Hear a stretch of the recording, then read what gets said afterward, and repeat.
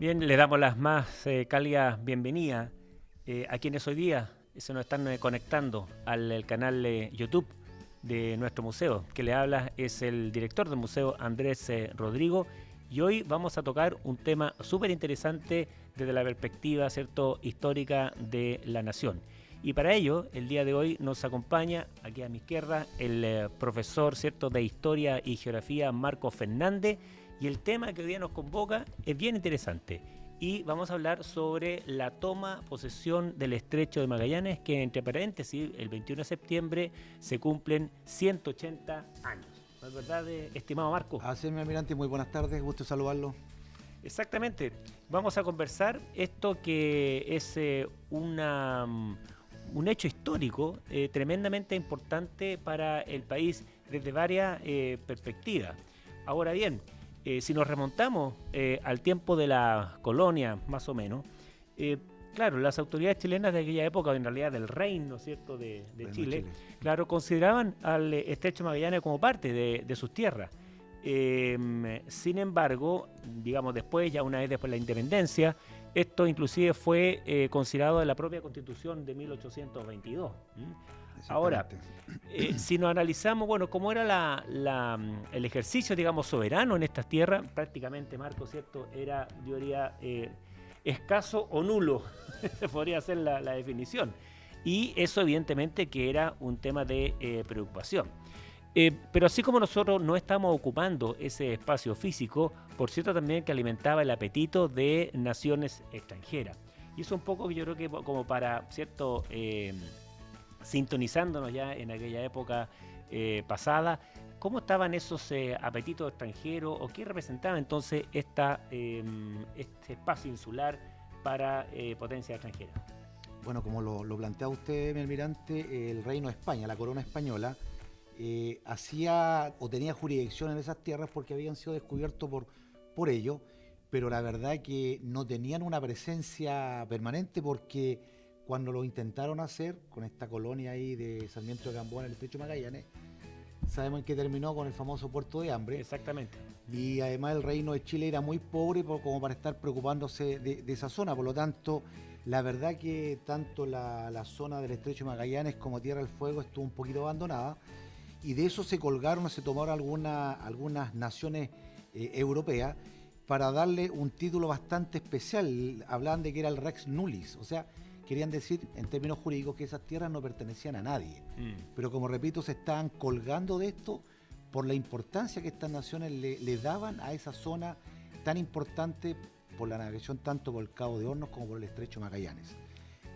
Ahora, yo pienso que si bien nosotros a lo mejor en ese momento no teníamos la capacidad para desarrollar expediciones científicas o simplemente para verificar, digamos, qué es lo que existía en el entorno, entiendo que sí se realizaron expediciones, de hecho, extranjeras en esa posición insular. Sí, sí. Bueno, ahí hay un tema bastante importante que usted ya lo mencionó, que en la Constitución del año 1822 queda expresamente establecido de que Chile tenía extensión territorial hasta el Estrecho de Magallanes. Pero que no se haya hecho presencia no quiere decir que otras naciones, como por ejemplo Inglaterra, Reino Unido, ellos respetaban esto, o sea, ellos entendían. De hecho, hicieron una serie de expediciones, dos muy importantes, una de ellas la segunda, donde vino nuestro famoso Charles Darwin, Claro. que estuvo en la expedición del Beagle durante prácticamente 5 años. ¿Ya? Ahí está Fitzroy, como te parece, ¿no? Fitzroy el Claro. comandante y aquí estuvo varios años en Chile, que es muy poco conocido en la presencia de Darwin. Incluso estuvo presente en Valdivia cuando ocurrió el terremoto en Concepción. Estuvo aquí en La Campana. Y todo esto dentro de esta tremenda campaña marítima que realizó, científica mejor dicho, que realizó Fitzroy en la Beagle, buscando especímenes, haciendo levantamientos topográficos, que después sacaron una tremenda producción al almirantazgo británico en el año 1837. Por lo tanto, este señor que fue el que planteó la teoría de la evolución de la especie, se basó gran parte de su investigación que hizo aquí en Chile. Y claro, de hecho, por ejemplo, hay una maqueta, digamos, casi en tamaño real, ahí en Punta Arena, donde está, ¿cierto?, esta embarcación, la Beagle, Correcto. que da cuenta, digamos, y recuerda, digamos, el, la expedición y el paso entonces de Fitzroy y el mismo Darwin haciendo toda esta expedición. Ahora, estamos hablando del caso, Inglaterra, en cierto claro, respetaba esto, pero sí tenía, yo creo, a Inglaterra una problemática que era, el conocimiento de los mares y de la ruta de navegación justamente para todo su desarrollo. Correcto. Aún reconociendo, digamos, la soberanía chilena. No menos cierto que cuando vamos al sur, una gran cantidad de canales, islotes, y puntas tienen nombre, digamos, que fueron de hecho bautizados Correcto. por ingleses en distintas expediciones científicas y levantamientos geográficos que hicieron ellos. Así que eso también yo creo que es significativo. Pero además, digamos, de los ingleses, no sé si tenemos otra, no sé, los franceses u otro tipo de naciones. Los argentinos también hicieron presión en esto, pero en su tierra, en su zona, en la zona patagónica argentina, pero los franceses estuvieron muy interesados también, hicieron un par de expediciones, incluso informaron a su gobierno de hacer presencia permanente en las Guaitecas, principalmente por el tema de las maderas para la reparación y construcción de naves. También otras que querían dedicarse y quedarse ahí en el sector del Estrecho Magallanes, con esta idea que vamos a tratar más adelante de O'Higgins, que da paso a la creación del Fuerte Bulnes, pero los franceses fueron los primeros que pensaron en tener lugares específicos en el Estrecho de Magallanes para abastecer a sus naves que iban en ruta a sus posesiones que tenían en Oceanía. Claro, porque aquí acordémonos que los franceses tenían una serie de posiciones y varios intereses, de hecho, en el área, digamos, de la Oceanía y la Polinesia, digamos, en general. Correcto. Y claro, la ruta natural es a través, ¿cierto?, de los fiordos, de los canales y toda nuestra zona austral. Correcto. Entonces, un poco como que estaban obligados, digamos, a pasar por este sector, no solo por el tema de buscar mejores aguas y mejores condiciones, sino también yo creo por todo lo que es el tema logístico, que yo creo que ha sido no menor. Sí. Agua, víveres, madera específicamente. Sí. Bueno, de hecho, fueron estas dos expediciones entre los años 1827 y 37, y el informe, como ya lo planteé, que hicieron al gobierno, llevaron a que el año 1842, ojo, más o menos la misma fecha que estamos hablando de la toma de posesión, a mandar una expedición con la fragata Phaeton, que también luego lo vamos a conversar, para estudiar la zona y ver la posibilidad de establecerse en el Estrecho de Magallanes. Es evidente que había un interés, digamos, un apetito extranjero grande. Sí. Pero como tú lo mencionaste anteriormente, nosotros teníamos una persona visionaria, que inclusive en el exilio, ¿cierto? Pero una persona visionaria que veía, ¿cierto?, esta zona austral con una manera distinta, o sea, por su importancia geoestratégica, y me estoy refiriendo, ¿cierto?, a Bernardo O'Higgins, al general Bernardo O'Higgins, que siempre tuvo esa visión y su preocupación respecto del sur. Y eso un poco, a lo mejor tú tienes algunos episodios que contarnos que son que a lo mejor no es conocido por todos, respecto de O'Higgins específicamente. La figura de O'Higgins dentro de lo que es la parte netamente marítima es notoria. Me salgo un poquito de este contexto. No olvidemos que O'Higgins, luego de la batalla de Chacabuco, dice: esta batalla, dicen más, serán insignificantes si no dominamos el mar. Exacto. Que es el punto de partida de la creación de la primera escuadra, base angular de la hoy día Armada de Chile. Y él, como lo decía recién usted, él estaba autoexiliado en Perú, alejado de Chile, pero sin perder de vista el tema del Estrecho de Magallanes, porque él hizo un estudio para primero confirmar de que Chile tenía derechos sobre esa zona, pero además hizo un estudio para impulsar una empresa de remolcadores en la zona, y también ver la manera de hacer asentamiento. O sea, para unir las zonas. Claro. Para que las naves que venían desde Europa llegaran ahí, si había mal tiempo, no había viento, mucho viento, ser remolcados por estos buques que iban a estar ahí, y además, al igual que los franceses, tener estas especies de colonias con los suministros básicos, carbón, madera, animales, etcétera. Eso para que reactivar un poco la zona también. Correcto. Claro. Y él le planteó esa idea a un amigo, y este amigo le dijo: oye, ¿sabes qué? Sí. ¿Por qué no se lo presenta? ¿Por qué no? Porque tú hablabas del año 1942 menos con los franceses, pero claro, imaginémonos todo el tiempo que había pasado. Darwin y compañía, estamos hablando que por ahí todo en 1822 al 26, por ahí, ¿cierto? Fueron Correcto. una serie de expediciones inglesas, creo que tú lo comentaste. Sin embargo, estamos hablando de 1841, o sea, varios años después, sí. O sea que todavía, como quien dice, entre comillas, no nos poníamos las pilas para poder ejercer una presencia efectiva en la zona. Tú mencionas ahí que O'Higgins entonces le plantea unas ideas de cómo ya, ¿cierto?, ya impulsar un proyecto más decidido al respecto. Sí, bueno, él se lo plantea, como le decía a un amigo, un capitán de apellido Smith, británico, y le dice, oye, estupendo. Y esto fue el año 1836, no nos olvidemos que O'Higgins se va al destierro el año 1823. Claro. Y él durante todo ese tiempo preparó estos estudios, y el problema lamentablemente es que en esa época Chile estaba en guerra contra la Confederación Perú-Boliviana. Exacto. Por lo tanto, no le hicieron mucho caso. Sí. Pero para suerte de O'Higgins y de Chile, termina la guerra contra la Confederación y en visita de amistad, de cortesía, claro, de reconocimiento, va el jefe del ejército chileno, el general Manuel Bulnes, a visitarlo a Perú, y él le plantea estas inquietudes. Le dice, oye, tenemos que hacer algo al respecto, y mira, yo tengo esta posición.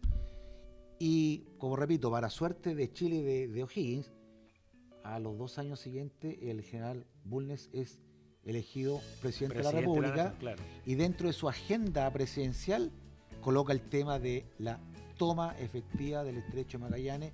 Y es más, hay una serie de información en los anales del Congreso y del gobierno que dicen de que era prácticamente en sesión de gabinete que había, que salía el tema de toma de posesión del Estrecho de Magallanes. Y la pregunta entonces es cómo se pasa entonces desde esta idea visionaria, por supuesto, basada en una serie de trabajos y estudios que hizo el mismo Higgins, a su amigo inglés, y posteriormente esto llega entonces durante la visita del general Bulnes, se convierte, ¿cierto?, en presidente, pero hay un momento entonces, bueno, que esta idea se materializa en un proyecto.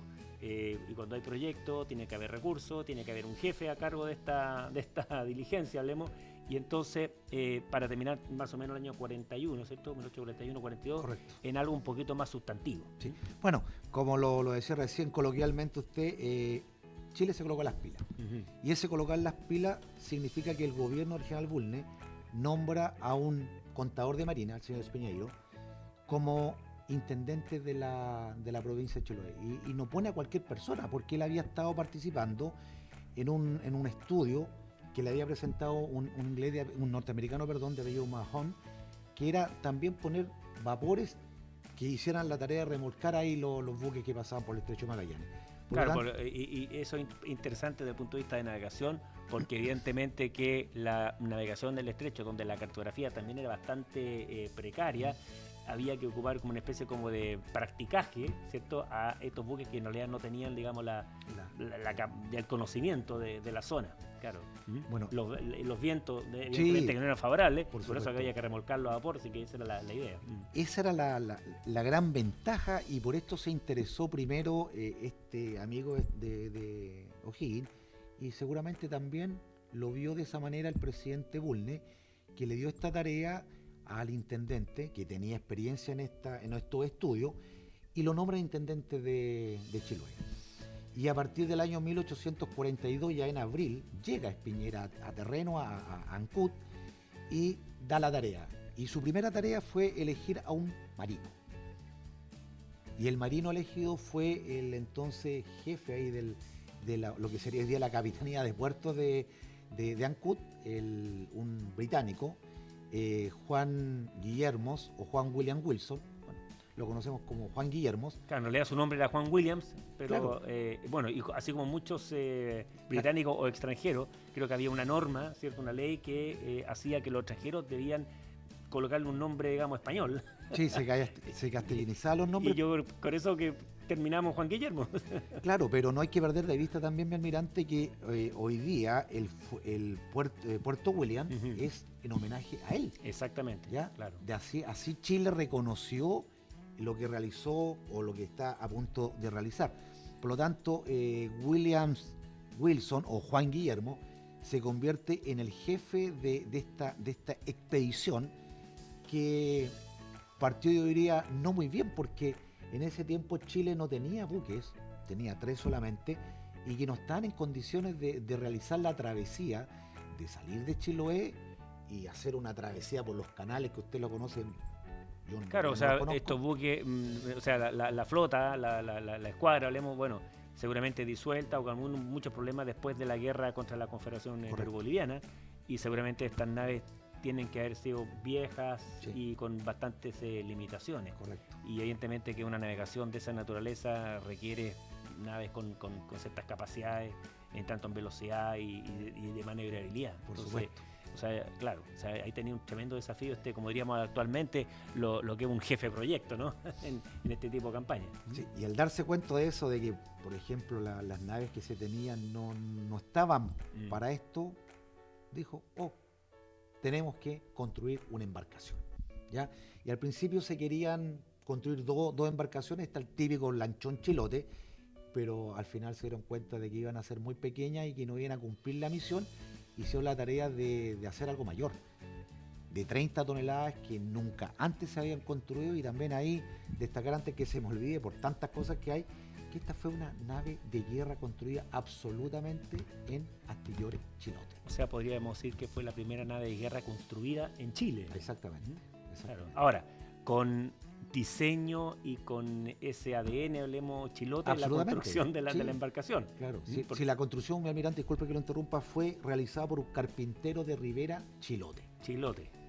Incluso ahí está, por un lado tengo anotado cuánto incluso le pagaron por O sea, por el era un trabajo. bote más grande. Era un lanchón, claro, más grande, Claro. en pocas palabras. Claro, porque evidentemente que, claro, que hay temas de la navegación, los temas de francobordo, que no entre el agua, estamos hablando que para soportar, digamos, viento y mar, digamos, complicado, digamos. Y además llevar, me adelanto también un poquito, además llevar no solamente a su tripulación, sino que llevar a la gente que se iba a quedar de guarnición en este fuerte que se iba a fundar en la orilla del Estrecho de Magallanes, y algunos pasajeros. O sea, aquí tenía el comandante ahí, Juan Guillermo, o sea, un tremendo desafío. Yo creo que, claro, trabajar con digamos, con los chilotes, qué sé yo, pero el cómo iba a construir y cómo lo iba a construir esta embarcación. A lo mejor si tú puedes profundizar un poco cómo fue, digamos, construyendo, armando, implementando todo lo que es el tema de maniobra, para finalmente al menos tener la embarcación, como dicen, listo para navegar, ¿no? Bueno, de partida en Chiloé no había nada. O sea, si hablábamos... El tema logístico. Logístico. Podríamos hablar, sí, que tenían la madera. Y de hecho la madera de los bosques nativos ahí fue fundamental para diferentes tipos de uso que se le iba a dar. Madera más blanda, más dura, más resistente. O sea, en cuanto a madera estaban bien. Pero no tenían vela, no tenían cobre, no tenían cadena, no tenían nada. Por lo tanto, lo primero fue encargar a un proveedor de aquí, de Valparaíso, y llevarse todo para allá. Posteriormente, hacer un... Estamos parecidos ahora, parece. Se parece.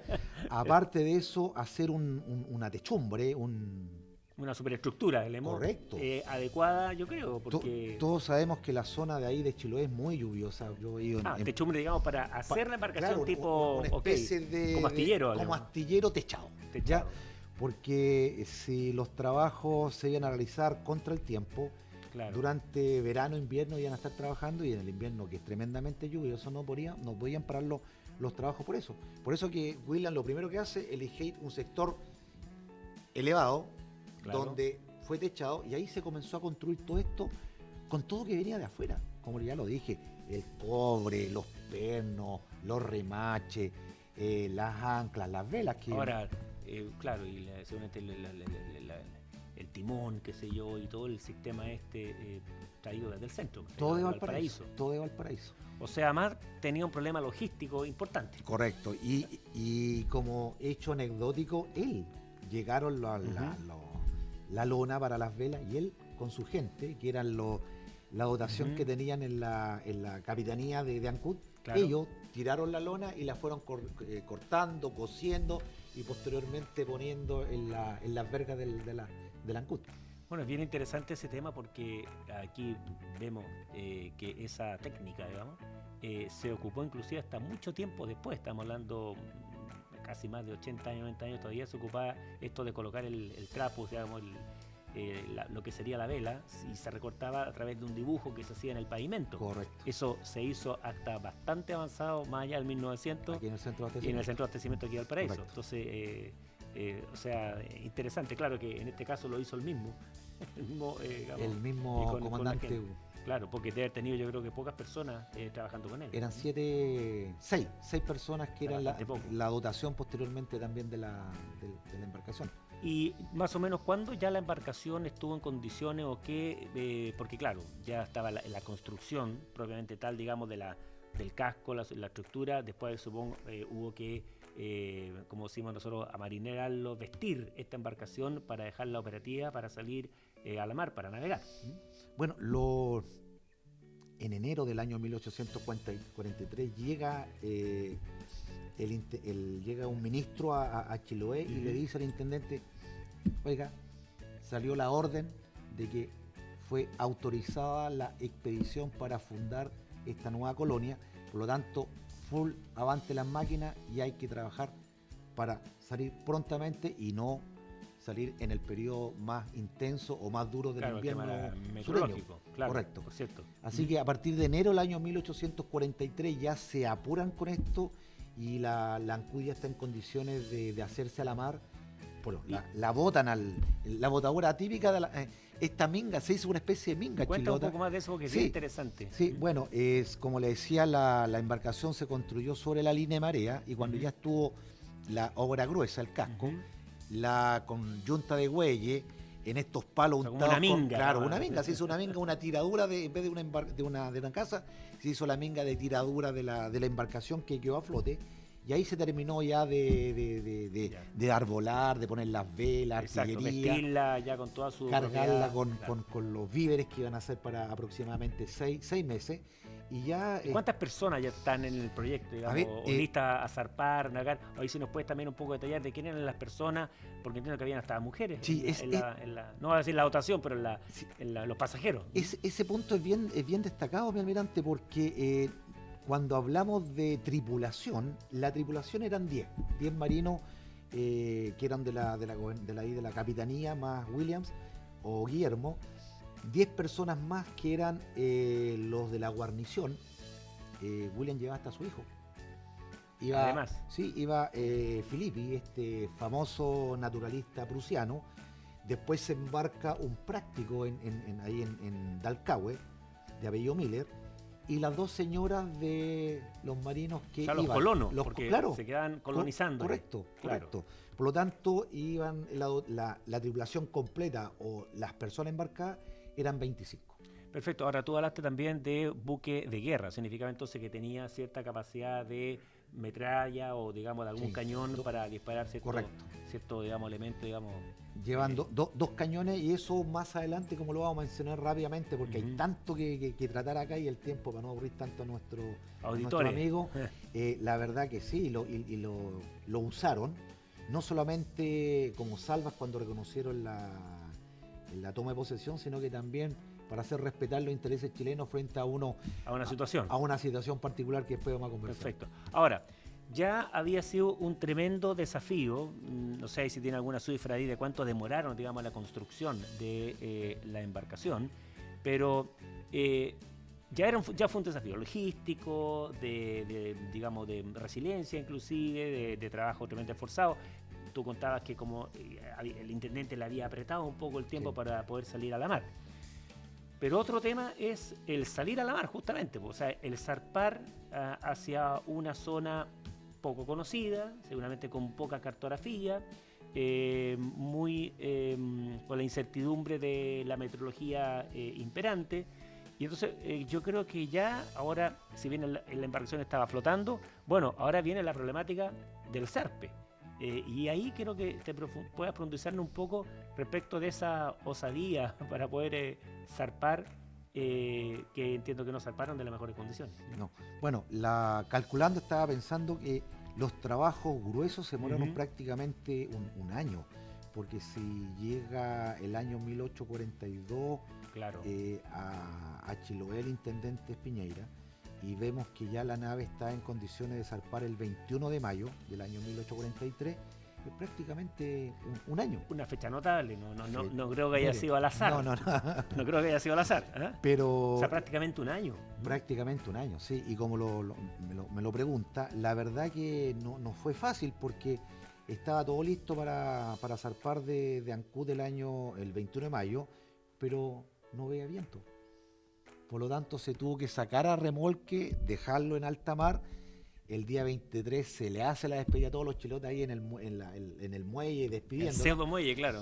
Pero lamentablemente ni así, porque lo tuvieron que llevar posteriormente a Dalcahue. Ya, perfecto. Y de Dalcahue, una vez más. O sea, regresó, digamos, un poco, claro. Claro, ausencia de viento, se lleva a remolque a Curaco de Vélez, donde le decía que se embarcó este práctico Miller, que tenía mucho conocimiento de la zona, y recién el 27 de marzo están zarpando hacia la isla de Quehue, donde, como dato curioso, el cura de ahí, de apellido Branchel, le obsequió cordero, madera, pescado para la navegación. Quizás el cura ahí previó que no iba a ser tan corta la navegación. Fácil, sí. Bueno, aquí le contamos también aquí a nuestros auditores que mientras, porque creo que es interesante ir revisando con la fecha los distintos eventos que fueron pasando. Y aquí vamos a incluir también en este video más o menos la carta de navegación, el mapa, por así decirlo, de cómo fue el track de navegación que hizo esta goleta. Que no le hemos dicho ahí a nuestros auditores el nombre de la embarcación. Sí. Interesante, se me había quedado. La comisión le había propuesto al presidente de la República llamar la goleta Bulnes, y él dijo no.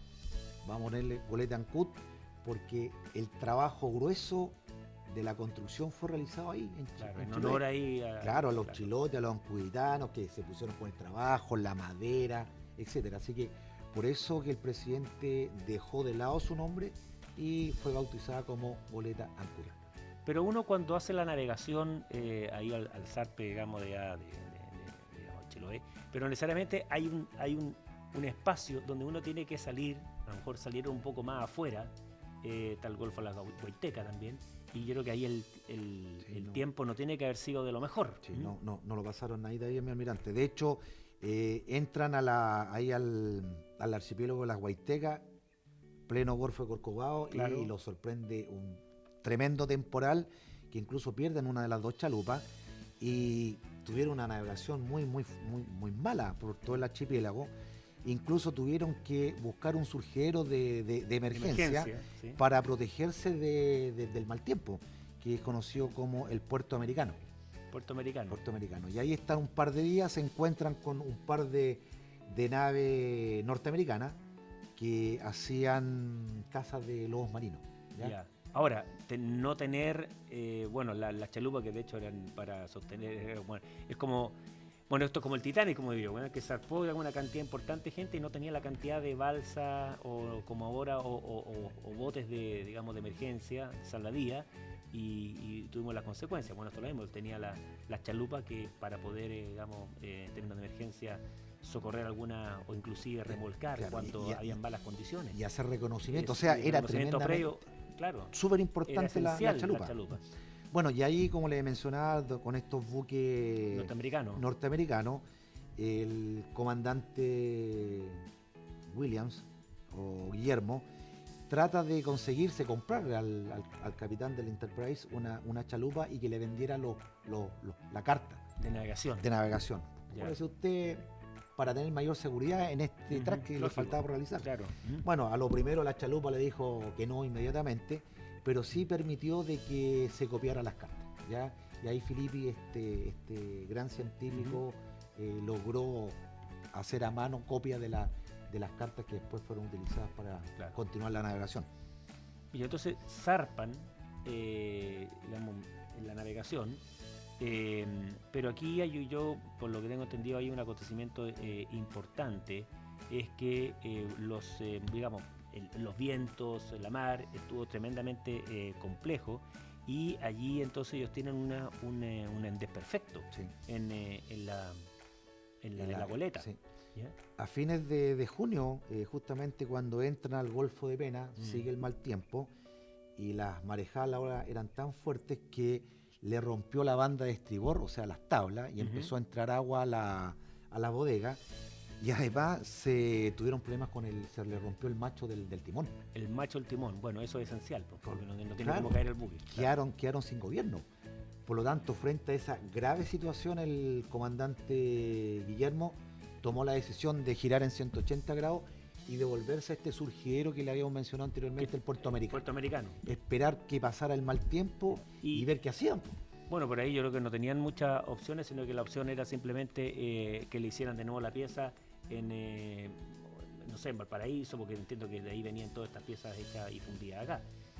Bueno, en realidad, mi almirante, con el daño que tenía la nave, más la falta del timón, el comandante Guillermo mandó al práctico Miller, a Filippi y a unos remeros a Chiloé a buscar víveres, reparar el macho, el timón, buscar las tablas e informarle además que al intendente lo que había pasado. Estamos a fines de junio y se están devolviendo a pedir ayuda para continuar con la travesía. ¿Y cuándo ya, bueno, supongo se hizo el macho, los víveres y este asunto logístico, y cuándo vuelve entonces esta embarcación con Miller y parte, digamos, de la actuación ya nuevamente al surgidero ahí en Americano? Bueno, pasaron aproximadamente 23 días. O sea, más que sumarle 23 días más. Correcto, desde que salieron, llegaron a Chiloé, informaron, arreglaron el macho, llevaron las tablas, más pertrecho, volvieron recién a fines de agosto al Puerto Americano. O sea, podríamos decir que desde el zarpe, ¿cierto?, en mayo, habían pasado prácticamente 3 meses y todavía ni siquiera estaban ni cercano, digamos, o sea, había iniciado, por cierto, la expedición, pero ni cercano al cumplimiento del objetivo y la tarea que se le había encomendado. Exactamente. Y además, con esta situación, yo creo, con los norteamericanos, que creo que no deja de ser. Sí, bueno. Y ahí si podías profundizar un poco el tema de estos buques norteamericanos, porque estaban haciendo, digamos, la pesca, digamos, la caza en realidad, sí, del lobo. Algunos dicen por ahí que estaban haciendo, ¿cómo se llama?, contrabando de eso. Exactamente. Y ahí hay una situación ahí para eso con el capitán Guillermo, ¿no? Bueno, cuando llegan a Puerto Americano, trabajan en recuperar la nave, se dan cuenta de que pequeñas chalupas, pequeños botes se acercan a los buques norteamericanos, sobre todo el Enterprise, y se dieron cuenta que estaban contrabandeando madera, cuero de nutria. Y por trueque, digamos. Era contrabando. Perfecto. Por lo tanto, el comandante Guillermo, dándose cuenta de esa situación y haciendo ver que están en territorio chileno, le dice: oiga, ¿saben qué?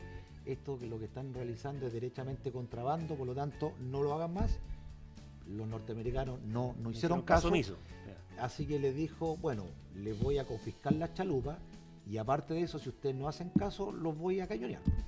Y frente a esa posición del comandante chileno, los norteamericanos salieron del puerto americano, y cuando sale la ANCUD, se topa con ellos y le dice: si los pillamos realizando este tipo de contrabando nuevamente, lo vamos a tomar detenido y lo vamos a remitir a la autoridad de Chiloé.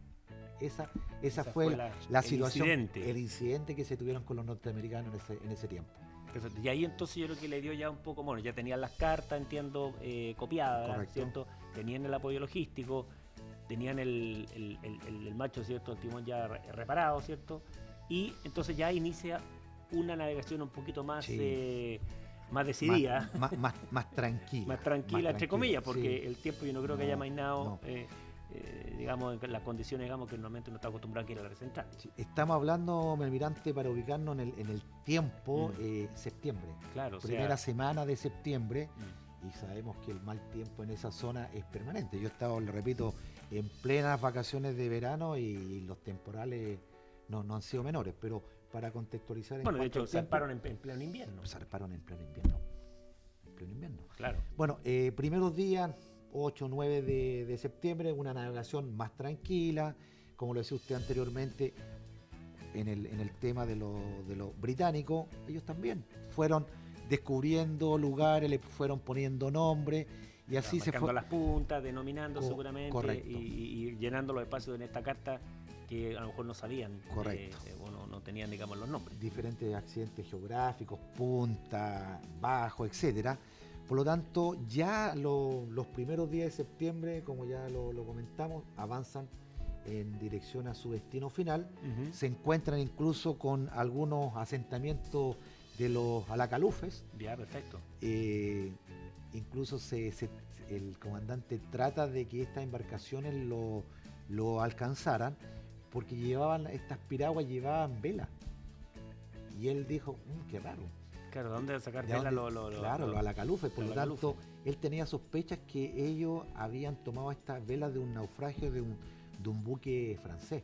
Por lo tanto, lo estuve esperando para sacar la información, pero los alacalufes no se acercaron y continuó en dirección hacia el estrecho de Magallanes. Eso como dato, anecdótico. Sí. Claro. Y bueno, y cuéntame entonces cómo fue entonces progresando, ¿cierto? Porque ya estaban prácticamente a puerta, digamos, del destino final. Sí. Bueno, ya el 18 de septiembre están en el territorio del estrecho de Magallanes, y aquí se celebra de una manera bastante especial. Uh-huh. El 18 de septiembre Gonzalo de 21 cañonazos, hace formar a la tripulación, incluso a la mujer encubierta, hacen salud por las autoridades de gobierno, abren su mejor vino, porque dentro de toda la carga que llevaban una caja de un vino muy especial. Era, como dice ahí el documento que leí, para agasajar a la autoridad en caso de ser necesario.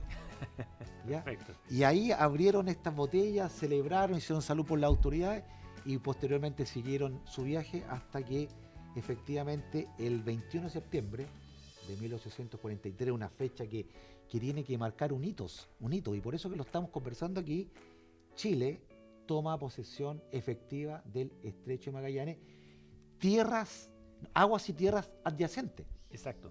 Porque, claro, porque yo no he navegado la zona, pero el estrecho de Magallanes es tremendo de grande, y la cantidad de islotes y tierras que tienen alrededor, y por eso que cuando uno lee el acta de toma de posesión habla de tierras adyacentes. Ahora es bien interesante porque entiendo que también, inclusive antes de llegar, antes de llegar a destino, casi zozobran esta embarcación.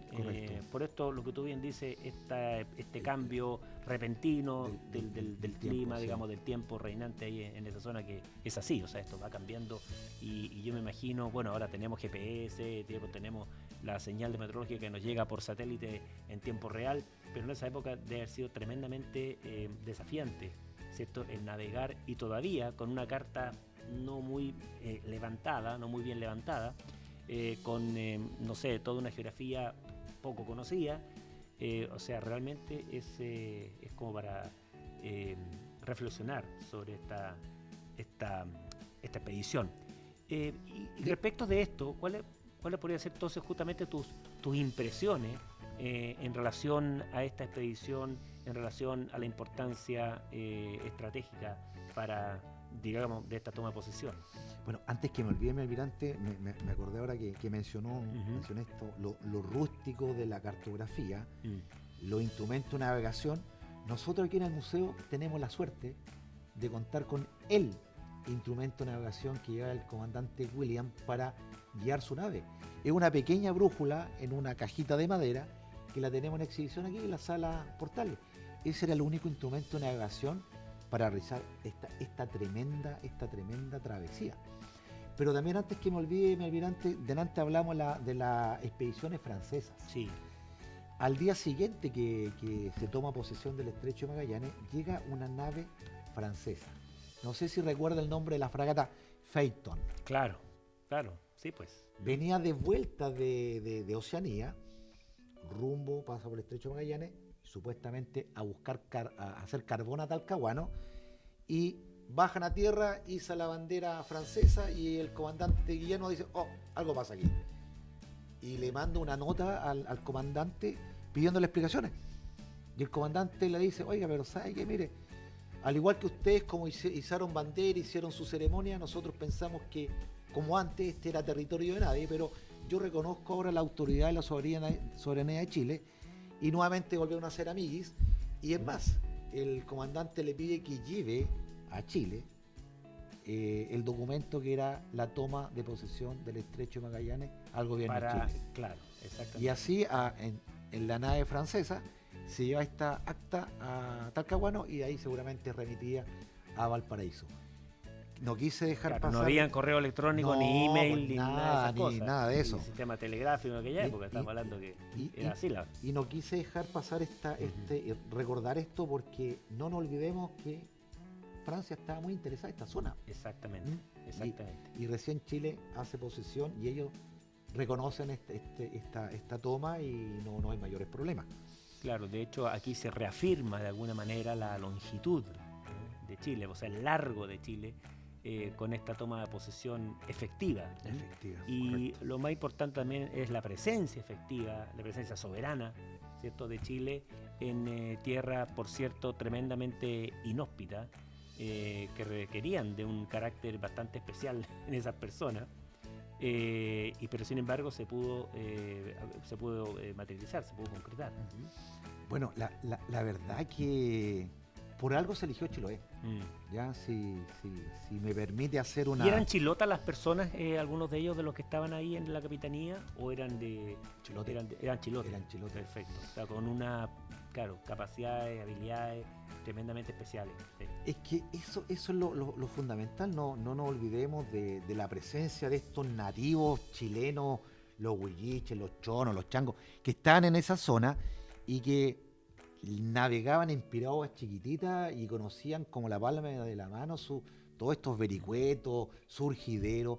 Por lo tanto, yo creo que no es casualidad de que el presidente Bulnes haya elegido Chiloé, Ancud puntualmente, para comenzar con la construcción de una nave, con los marinos que habían ahí, por este track que lo hemos mencionado varias veces, que no fue nada de fácil. Si ya vimos que zarpan de Chiloé a fines de mayo, y en agosto recién están retomando el camino. O sea, claro. Y además hay todo un tema ahí de que podrían haberse visto, digamos, las mismas personalidades afectadas. Ahora hemos estresado, ¿cierto? Pero, sí. Claro, por digamos, haberse regresado para poder hacer las reparaciones y también el apoyo logístico que también necesitaban. Ahora, hablábamos de la incertidumbre, digamos, del clima allí, era inhóspito, por cierto, y si eso lo relacionamos con Punta Arenas, ¿cierto? Porque esta posesión, o el estar ahí físicamente en este fuerte, porque ahí se funda el Fuerte Bulnes, sí. Pero no duró mucho tiempo, en realidad. Correcto. Bueno, la idea central de esto era fundar una guarnición. Claro. Y que en torno a esta guarnición, llamado posteriormente Fuerte Bulnes, fuera creciendo una especie de ciudad. Originalmente el gobierno de Chile tuvo esa zona como una zona como una cárcel, era un presidio. Pero lamentablemente hubo un alzamiento años después.